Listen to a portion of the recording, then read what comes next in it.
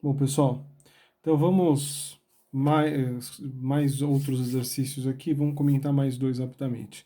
Então esse terceiro, ele fala assim, tem uma rodovia de mão dupla, né? Tem um carro que está a 80 km por hora, ele está a 15 metros atrás de um caminhão, que também está a 80 km por hora, e é dada a aceleração máxima que esse carro consegue fazer, e o motorista quer ultrapassar o caminhão e voltar para sua mão 15 metros adiante, né?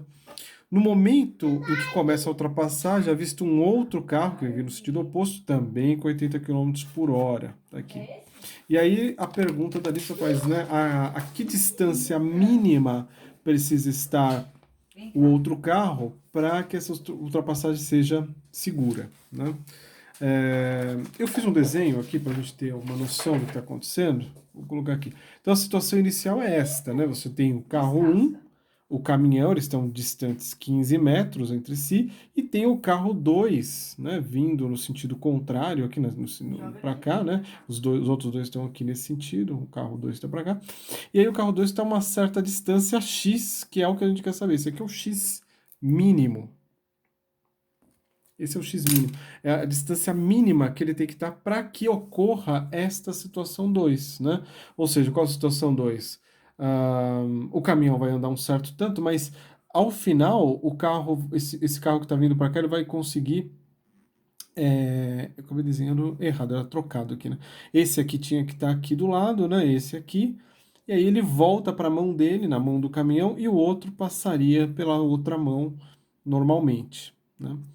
E sabendo que o carro 1 está com 80 km por hora, isso equivale a 22,2 metros por segundo, lembra, só dividir pelo 3,6, e o carro 2 está também com 80 km por hora, 22,2 metros por segundo, só que com menos, né? O sinal menos, porque esse está voltando. Então veja, o carro 1 ele realiza um MRUV, o caminhão um MRU e esse carro 2 um MRU. Esse é a questão aqui. Então, aí como é que a gente. Então, eu até coloquei aqui também, ó, para a gente dar uma olhada aqui. A posição de cada corpo no instante t qualquer é o carro 1, ele tem uma função horária desse tipo, posição inicial, né, x01 mais v01t mais at quadrado sobre 2, né? Então é um MRUV. O carro 2 é um MRU, né? E o caminhão é um outro MRU. E aí o que acontece aqui? Quais são as condições que a gente tem que ter para conseguir resolver este problema? As condições de ultrapassagem vão ser o seguinte, ó. Isso aqui que você tem que usar. A posição x1 de t, do carro 1, ela tem que ser igual à posição do caminhão, x do caminhão de t, somado 15 metros. Né? Porque é justamente esta situação final. Situação final, o carro 1 vai estar numa posição que equivale à própria posição do caminhão, somado mais 15 metros. Então, essa é a primeira condição que você tem que colocar. Você vai ter que construir qual é a função x1 de t, é um MRUV, o x do caminhão, né, mais 15 metros. Essa é a primeira condição que você vai usar. Depois, qual é a outra condição que você vai fazer? Isso daqui vai permitir você encontrar o quê? O instante. Quanto tempo demora a partir dessa situação 1? Quanto tempo demora esta situação aqui virar esta daqui? Então, você descobrindo qual é esse tempo, o que você em seguida vai aplicar?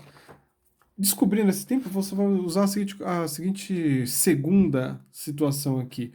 Na situação final, o que a gente pode falar da posição x1 de t, da posição x2 de t, do outro carro? Elas são iguais, né? Claro, eles não vão bater, eles estão em mãos diferentes. Mas olha aqui o desenho. Na situação final, esses dois carros estão com a mesma posição. Então, o x1 de t é igual ao x2 de t. Então, e claro, aqui você vai conhecer, você vai montar as funções, eu já estou até colocando aqui para você rapidamente, depois você vai montar com calma, você aí, né? Mas aqui a função horária do x1, aqui a função horária do x2 e aqui a função horária do caminhão. Então você vai montar essas funções usando essas duas condições, né? Aqui dessa daqui você vai saber qual o tempo em que eles se encontram, E sabendo esse tempo, aqui você vai conseguir usar aqui nessa de baixo, aqui na x2 tem o x mínimo e você vai encontrar qual é esse x mínimo, certo? Não é muito complicada essa questão, é uma questão interessante e essa é a dica aí para vocês. Daqui a pouco eu venho com o próximo vídeo.